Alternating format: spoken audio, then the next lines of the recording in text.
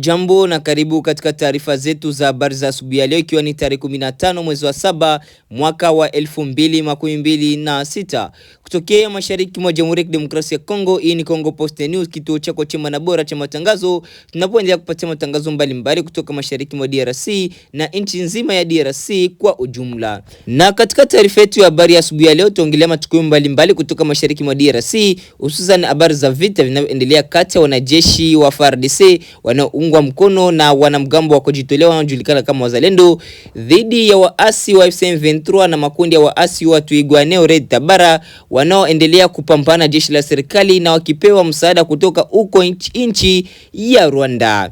Mpendwa msikilizaji na mtazamaji, karibu katika taarifa yetu ya habari hii. Karibu. Tuende na habari kutoka Kivu Kusini, ambako habari kutoka mashariki mwa Jamhuri ya Kidemokrasia ya Kongo zinaeleza kuwa mapigano makali yameripotiwa katika eneo la Kipupu mkoani Kivu Kusini. Kwa mujibu wa taarifa zilizosambazwa mitandaoni, wapiganaji wa wazalendo wakisaidiwa na jeshi la FARDC wamefanikiwa kurejesha eneo hilo kutoka kwa waasi wa Red Tabara Twirwaneho ambao wanasaidia au wanashirikiana na waasi wa M23. Taarifa hizo zinaeleza kuwa operation hiyo ilifuatia mapigano makali yaliyodumu muda mrefu, huku kila upande ukijaribu kudhibiti eneo hilo ambalo lina umuhimu wa kimkakati. Hata hivyo, hadi sasa hakuna taarifa rasmi iliyotolewa kuhusu idadi ya waliouawa au kujeruhiwa wakati wa mapigano hayo. Mashuhuda kutoka eneo la tukio wanasema nyumba kadhaa za wananchi zilichomwa moto wakati wa mapigano, jambo linalosababisha familia nyingi kukimbia makazi yao kwa hofu ya usalama wao. Hali hiyo imeongeza changamoto za kibinadamu katika eneo ambalo tayari limekuwa likikabiliwa na migogoro ya muda mrefu. Mashariki mwa Jamhuri ya Kidemokrasia ya Kongo inaendelea kushuhudia mapigano kati ya jeshi la serikali na makundi mbalimbali yenye silaha, hali inayochangia kuongezeka kwa idadi ya watu waliokimbia makazi yao pamoja na uharibifu wa mali. Mamlaka husika bado hazijatoa tamko rasmi kuhusu hali ya sasa ya usalama katika eneo la Kipupu. Wakati huo juhudi za kurejesha amani na utulivu katika maeneo ya migogoro inaendelea, huku wananchi wakitarajia hali ya usalama kurejea ili waweze kuendelea na shughuli zao za kila siku. Hiyo ndiyo ilikuwa ripoti ya habari kuhusu hali ya usalama katika eneo la Kipupu mkoani Kivu Kusini, mashariki mwa Jamhuri ya Kidemokrasia ya Kongo. Tuende na habari kutoka nchini DRC, ambako mapigano makali yameripotiwa Jumanne tarehe 14 mwezi wa 7 mwaka 2026 katika maeneo ya wilaya Masisi mkoani Kivu Kaskazini, mashariki mwa Jamhuri ya Kidemokrasia ya Kongo. Kwa mujibu wa taarifa zilizotolewa na muungano wa M23, jeshi la serikali ya FARDC likisaidiwa na washirika wake limeanzisha mashambulizi katika maeneo mbalimbali yanayodhibitiwa na kundi hilo. Msemaji wa M23 Lawrence Kanyuka amesema kuwa mapigano yalianza katika eneo la Malemo na baadaye kuenea katika maeneo mengine ya wilaya ya Masisi. Kulingana na maelezo yake, usiku wa kuamkia jana, vikosi vya serikali vilifanya mashambulizi katika kituo cha Mianja kabla ya kuelekeza operation zao katika eneo la Gasenyi. Alfajiri, mapigano mengine yaliripotiwa katika vijiji vya Ruki na Gatovu. Kwa mujibu wa M23, mashambulizi hayo yamefanyika katika maeneo yenye wakazi wengi na kusababisha vifo vya watu, uharibifu wa mali za raia pamoja na familia kadhaa zilizolazimika kukimbia makazi yao kwa hofu ya usalama wao. Hata hivyo, idadi kamili ya waliofariki au kujeruhiwa haijathibitishwa na vyanzo uhuru, na mamlaka za serikali hazikuwa zimetoa tamko rasmi kuhusu madai hayo wakati taarifa hizi zilipokuwa zikichapishwa. Msemaji wa M23 ameshtumu serikali ya Kinshasa kwa kuendelea kupeleka wanajeshi na vifaa vya kijeshi katika mikoa ya Kivu Kaskazini na Kivu Kusini. Kwa mujibu wa kauli yake, hatua hiyo inaashiria maandalizi ya operation kubwa ya kijeshi ambayo inadai inaweza kuongeza hatari kwa usalama wa raia wanaoishi katika maeneo ya vita. Wakati huo, hali ya usalama imeendelea kuwa mbaya katika maeneo mengine ya mashariki mwa DRC. Taarifa zinaonyesha kuwa mapigano pia yanaendelea katika wilaya ya Fizi na Mwenga mkoani Kivu Kusini, ambako vikosi vya serikali vinavyoungwa mkono na wanamgambo wa kujitolea wanaojulikana kama wazalendo pamoja na jeshi la Burundi vinapambana na makundi ya Twirwaneho yanayodaiwa kushirikiana na muungano wa M23. Wachambuzi wa masuala ya usalama wanasema kuendelea kwa mapigano katika maeneo mbalimbali kunaweza kuathiri zaidi juhudi za kidiplomasia zinazolenga kusimamisha mapigano na kurejesha amani katika maeneo ya mashariki mwa Jamhuri ya Kidemokrasia ya Kongo. Hadi sasa hali inaendelea kufuatiliwa kwa karibu, huku wananchi wakihimizwa kuchukua tahadhari na mamlaka pamoja na wadau wa kimataifa wakitakiwa kuendelea na juhudi za kulinda raia na kuunga mkono mchakato wa amani. Hiyo ndiyo ilikuwa ripoti yetu ya habari kuhusu hali ya usalama yanayoendelea katika maeneo ya Masisi, Mwenga, Fizi na mashariki mwa DRC. Tuendelee na habari kutoka mashariki mwa DRC ambako idadi ya watu waliouawa katika shambulio lililotokea Jumatatu tarehe 13 mwezi wa 7 mwaka 2026 katika kijiji cha Mbutaba kilichopo katika mtaa wa Matembo wilaya Mulekera kaskazini mwa magharibi mwa mji wa Beni imeongezeka baada ya kupatikana kwa miili 4 zaidi.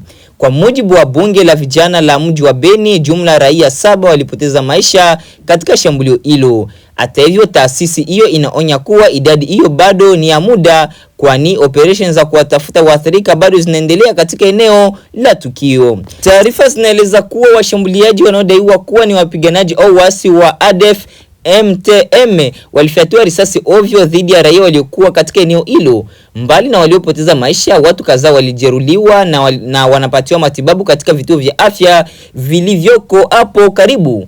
Akizungumza baada ya tukio, rais wa bunge la vijana wa mji wa Beni, Don Sekanabo, amesema kuwa uwezekano wa idadi ya waathirika ikaongezeka kwa kuwa bado kuna dalili zinazoonyesha kuwa washambuliaji walikuwa wakizunguka katika maeneo karibu kabla ya kutoweka.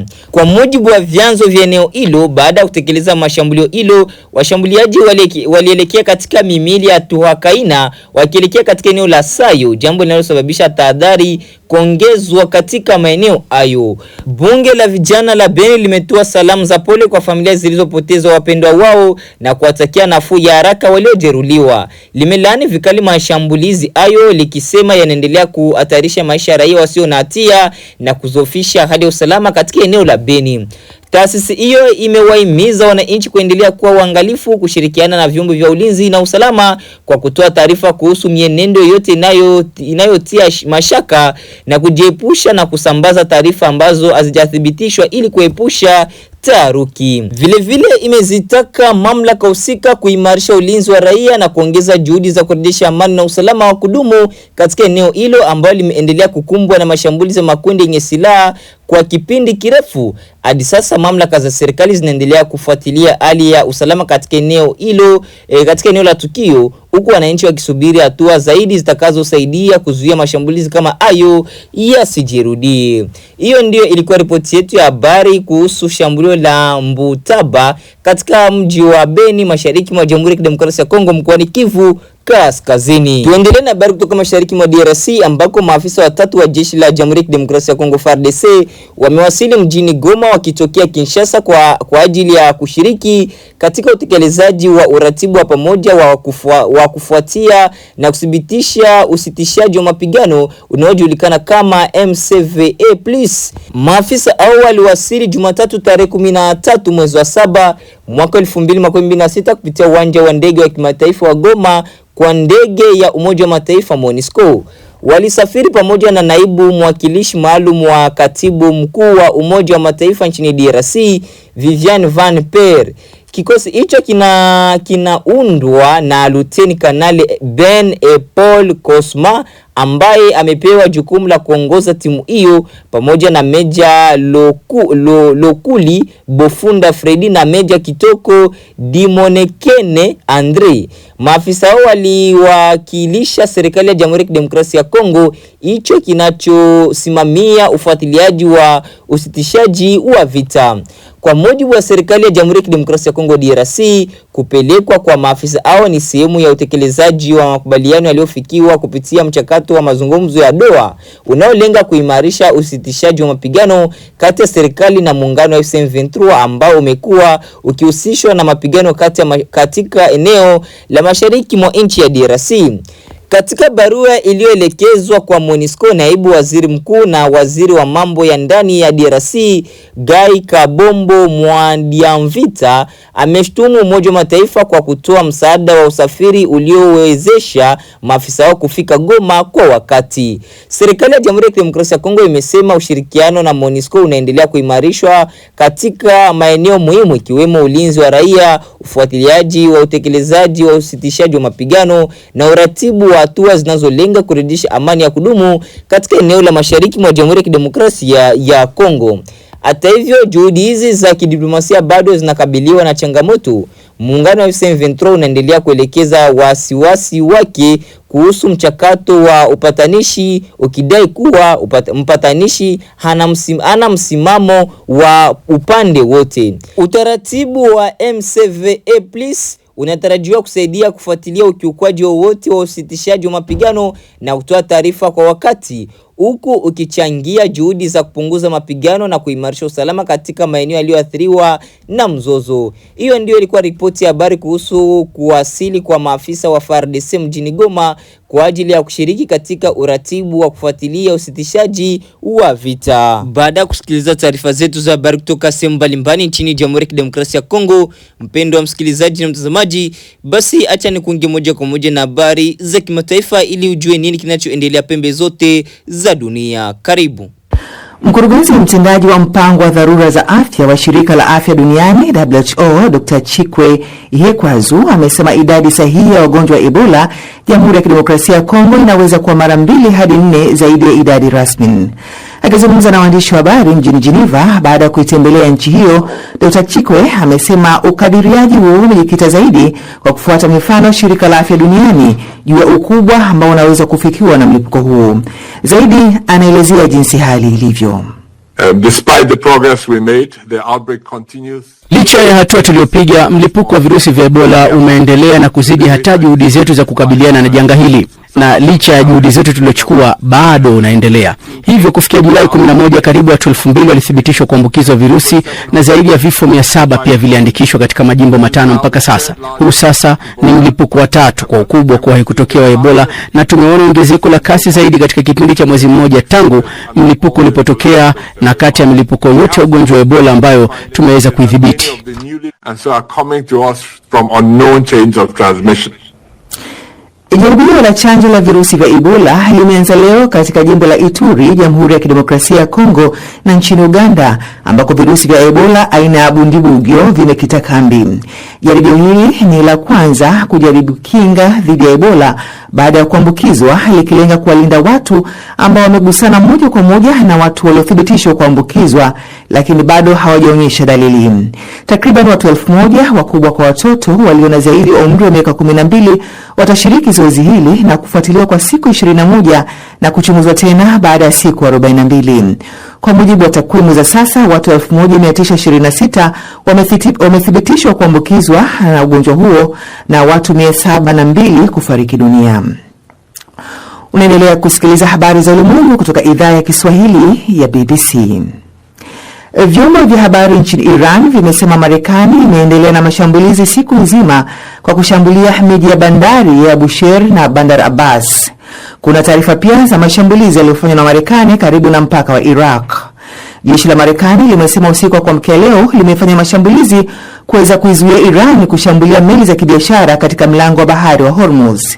Tehran nayo imesema imelenga maeneo ya kijeshi ya Marekani katika nchi za Bahrain na Jordan. Mashambulizi hayo katika eneo hilo la Mashariki ya Kati yamefanya pia kupanda kwa bei ya mafuta. China imemfukuza kazi afisa wa zamani wa ngazi za juu kutoka chama tawala cha kikomunisti kwenye jimbo la Xinjiang na kumuondoa katika nafasi zote anazoshikilia kufuatia uchunguzi unaofanywa dhidi ya rushwa. Zaidi na Bosha Nyanje. Ma Xinrui alikuwa mjumbe wa kamati kuu ya chama hicho chenye maamuzi ya juu ambayo inaongozwa na rais wa nchi hiyo Xi Jinping. Vyombo vya habari nchini China vinasema anatuhumiwa kusaidia familia yake kununua nyumba kwa bei ya chini, rushwa na rushwa ya ngono. Amekuwa mtu wa 3 mjumbe wa kamati kuu kuondolewa tangu mwaka 2025, ikiwa ni sehemu ya kampeni ya kupambana na rushwa ya rais wa nchi hiyo. Na maafisa wa afya katika ukanda wa Gaza wamesema watu 7 wamekufa katika shambulio lililofanywa na Israeli katika kituo cha polisi katika mji wa kaskazini wa Jabalia. Walioshuhudia tukio hilo wameambia BBC kwamba ndege zisizo na rubani za Israeli zilishambulia katika eneo lenye mkusanyiko karibu na soko lenye shughuli nyingi. Wizara ya afya ya Gaza inayodhibitiwa na Hamas imesema mmoja wa waliouawa alikuwa ni mkuu wa kituo cha polisi kwenye kambi ya wakimbizi ya Balia. Hii ni BBC. Taarifa habari za dunia imesomwa kwako na Halima Nyanza. Matangazo ya Dira ya Dunia yanasikika kupitia Radio Free Africa, Abud FM, Radio 5 na Loliondo FM ukiwa Tanzania pale. Kenya ni Must FM, Mwanid FM na Milele FM. Ukiwa Uganda unaweza kuyategea sikio kupitia Voice of Karamoja, Voice of Muhabura na Radio Kitara. Na pale DRC ni Radio Muungano Beni na Lizard Radio. Aidha yapo moja kwa moja kwenye tovuti yetu ya bbcswahili.com na kwenye ukurasa wetu wa Facebook na YouTube andika tu BBC Swahili. Asubuhi leo, jioni leo upo nami David Inki na mwenzangu ni Karo Robe akiwa pale Nairobi. Karo, pole kwa kweli, naona mafua yamekubana mpaka watamani uende zako kujipumzikia. Sijali, tumesalia na dakika kama 54 tu hivi. Bila shaka msikilizaji, tunaanza na mzozo wa Mashariki ya Kati ambako vyombo vya habari vya serikali nchini Iran vinasema kuwa mashambulizi ya Marekani yameendelea mchana wa leo, huku mashambulizi hayo yakilenga miji ya bandari ya Bushehr na Bandar Abbas. Pia kuna taarifa za mashambulizi ya Marekani karibu na mpaka wa Iran na Iraq. Taarifa za usafirishaji wa baharini zinaonyesha kuwa shughuli za usafiri wa meli zimepungua na kufikia kiwango cha chini zaidi kuwahi kushuhudiwa katika kipindi cha miezi miwili iliyopita. Wakati huo bei ya mafuta ghafi ya Brent imepanda kwa kasi kutokana na hofu ya kuvurugika kwa usambazaji wa mafuta duniani. Iran pia imesema imelenga vituo vya kijeshi vya Marekani katika nchi za Bahrain na Jordan. Nastia Mohamed na taarifa zaidi.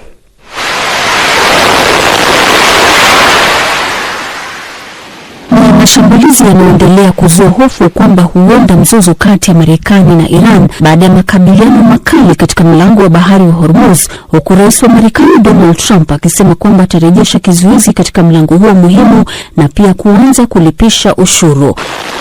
Milipuko kadhaa ilisikika karibu na bandari ya Bandar Abbas, kwa mjibu wa televisheni ya kitaifa ya Iran, wakiripoti kwamba maeneo manne yalilengwa na makombora katika mji wa Bushehr. Katika mashambulizi hayo, wizara ya mambo ya nje ya India imeripoti kuwa mfanyikazi mmoja wa meli ya India aliuawa, huku wengine 10 wakijeruhiwa katika mashambulizi ya Iran dhidi ya meli mbili zilizokuwa zikipita mlango wa bahari wa Hormuz.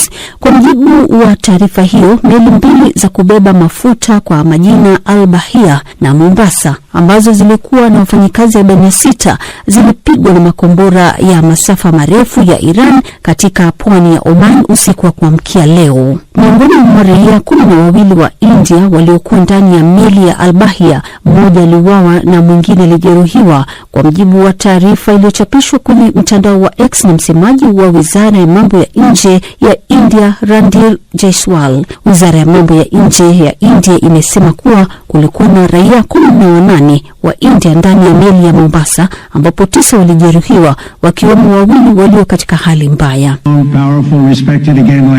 Rais wa Marekani Donald Trump akisema kwamba sasa Marekani itaanza kutoza ushuru wa 20% katika mlango huo muhimu wa Hormuz, swala ambalo Iran kupitia waziri wake Abbas Araghchi akionekana kumkejeli Rais Trump kwa kutuma ujumbe kwa mtandao wa X, na hapa na mnukuu: Rais Trump yuko sawa kabisa na kwamba yeyote ambaye atatoa usalama wa meli katika mlango wa bahari wa Hormuz anapaswa kulipwa fidia kwa huduma hiyo, mwisho wa nukuu. Wataalamu wanasema kwamba Marekani kamwe haiwezi kutoa usalama wa wasafirishaji na wa baharia. This is a fee for protection, but hii ni ada ya ulinzi, lakini ukiangalia vizuri na ukweli katika mazingira hayo katika saa 24 zilizopita ni kwamba Marekani kwa wazi haiwezi kutoa usalama wa aina hiyo.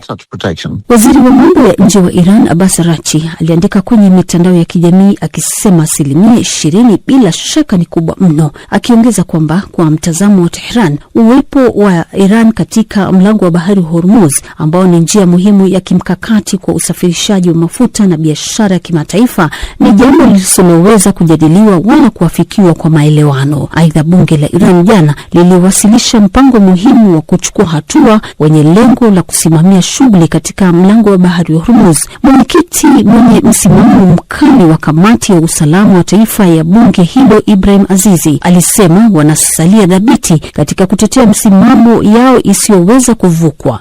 Wakati huo huo, vyombo vya habari vya serikali ya Iran vimeripoti kuwa watu 3 wameuawa katika mashambulizi ya anga ya Marekani yaliyofanyika nchini humo usiku kucha. Kwa mujibu wa shirika la habari la Fars, shambulizi hilo lilitokea katika mkoa wa Hormozgan ulioko kusini mwa Iran. Rais wa Marekani Donald Trump ameshtumu Iran kwa kukiuka makubaliano yake na Marekani na kuanza upya tena kwa mashambulizi. Wakati huo huo, Rais Trump ameiambia kituo cha habari cha Fox News kwamba Khamenei amekufa na mwanawe amekufa kwa 90%. Hata hivyo, tangu kuanza kwa vita hakuna picha, sauti wala video ya Mujtaba Khamenei iliyochapishwa na hajaonekana hadharani. Rais Trump alisema siku chache zilizopita kuwa Iran ilikuwa imekubaliana na kila kitu, lakini tena saa chache baadaye wakashambulia meli za kibiashara katika mlango bahari wa Hormuz. Mustafa Mohamed, Dira ya Dunia, BBC. Nani hapo ndipo tunapohitimisha matangazo yetu ya habari asubuhi ya leo, ikiwa ni tarehe 15 mwezi wa 7 mwaka 2026. Wapendwa wasikilizaji na watazamaji, acha niwakumbushe tena kufanya kimoja: hakikisha una subscribe, like, comment na kushare, na kwa lugha nyingine banasema unajiabone na comment vile vile una partage. Wala unaweza kutuandikia kwenye namba ambayo inaendelea kwenye screen yako kwenye video yako hapo, na ukatuambia unaendelea kutufuatilia ukiwa sehemu gani, na hapo unaweza ukatupatia maoni yako aiza mapendekezo yako. Asante, chao.